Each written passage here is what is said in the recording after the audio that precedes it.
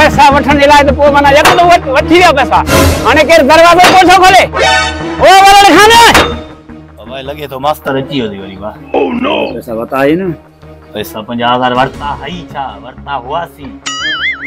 गापे ॾियण जे सलाह में 50,000 वठी आ खाई आ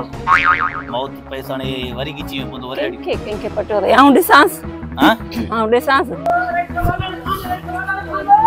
वनेस ॾिसे थोड़ो ॻाल्हाए ॾिसांस थी आऊं करियांस थी पुछड़ो दर तो बञो छॾी निभागा केरा केर लांती छा थियो तई केॾी महिल खां बकवास लायो वेठो आहीं। घट में घट दरवाज़ो खोलियो त दर कोन खुलियो त वञ लियो छो भला न खुलियो छाजे लाइ वञा ते पैसा वठी वञा तो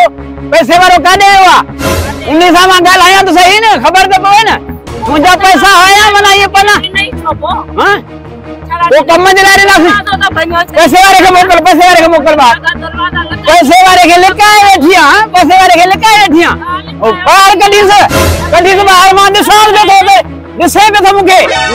निकिरे कोन थो झाकी मारन जे घरन में निभागाए नहीं थी तोखे खबर है कोन ॾींदा पे तो इना छो मां घट में घट ॻाल्हायां तो उन सां सही न उन बीमारी खे मोकल बाहर सही न मां ॻाल्हायां सही न दादू दी मासर अब तू बाहर निकल छो भला एक न करी भाई मायर के बाहर से मोकली दे ए तुनी छरा पता गड़ियो करे मैं सकी तो गले वो हफ्तो छदे गुजरी हुआ 50,000 छदा वरदा थई 50,000 तुंजा तो केते हो सी न गाबो तने गाबो को थे गाबे के ढंढ में है ना मुझे मकसद ही बेवा गाबो जे ना है केड़ो मकसद तुजो जेड़ो करने ना मकसद झेड़ो कंदुस में सही छो मुंजा पैसा है ना हफ्तो पूरो थी वा मां सबुर कयो एको सबुर मुंजो मां कंदुस जा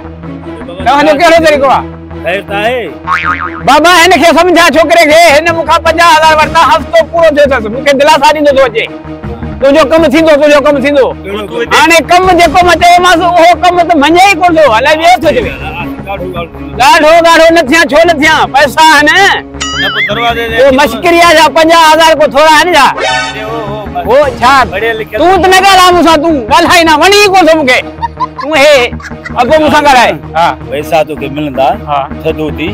शाम छा के भाई पैसा काडे तो खे अन्या कोन बुधाई अब तो पूरो गुजरी वा मेहरबानी करे ओह नो बाबा ने दिसे छरा पता है केरो तरीको आ छद मसल बाबा शहीद थी पैसा जे करे बाबा नहीं न सो बस न छरी तो सास बाबा न छरी तो सास न छरी आस सास पूछा बाबा ए सजो हफ्तो दिवा तो पूछे कोन कइया अने पुत्र खां तो भला तो आज दरवाजा ती पुत्र भाई खड़े आया था भला हां बाबा कितने बाबा ना मां वना तो बस फेरा अरे बाबा ना मां वना तो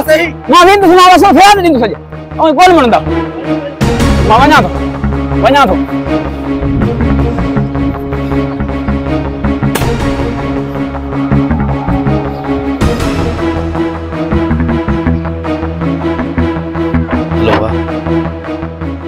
गाल बुध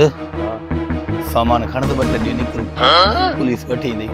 पानी मुंह दे पुलिस चंदस बाबा कोन भाई भागोड़ा भजी है ना भाई भड़ा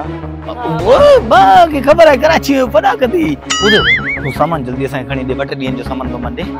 असा निकलू अब तकड़ कर अच्छा